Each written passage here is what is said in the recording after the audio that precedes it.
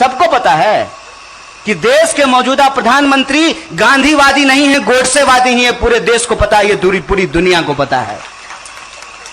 भारत में गोडसे गोडसे, अब बाइडेन के सामने गांधी गांधी करना पड़ता है। लूटेंगे देश को।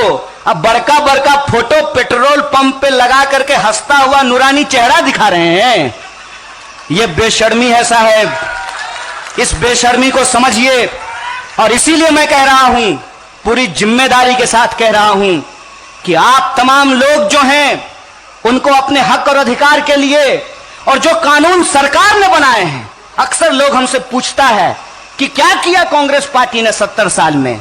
70 साल में कांग्रेस पार्टी ने लेबर को लेकर के कानून बनाए, मिनिमम वेज के कानून को पास किया गया, 8 घंटे के कानून को लागू किया गया, और यह कहा गया कि संगठित क्षेत्र को हम बचाएंगे।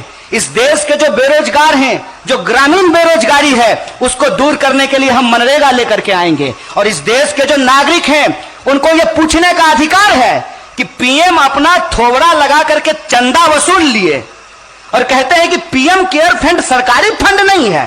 तो सरकारी फंड नहीं है तो कौन सा फंड है? मुझे बताइए कि प्रधानमंत्री सरकारी है कि नहीं है। अगर प्रधानमंत्री सरकारी है तो उसके नाम पे लिया गया चंदा भी सरकारी, और इसका हिसाब आपको देश की जनता को देना पड़ेगा।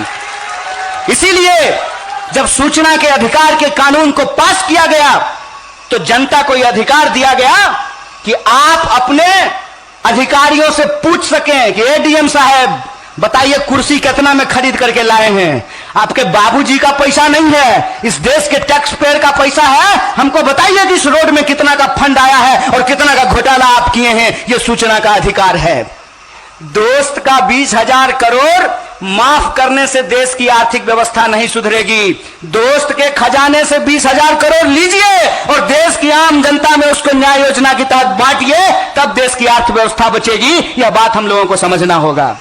मतलब परफॉर्मेंस नहीं कर रहा है सरकारी कंपनी, इसलिए सरकारी कंपनी को बेच देना चाहिए। तो सरकारी प्रधानमंत्री भी परफॉर्म नहीं कर रहा है, उसको भी किराए पे लगा देना चाहिए। बताइए हमको।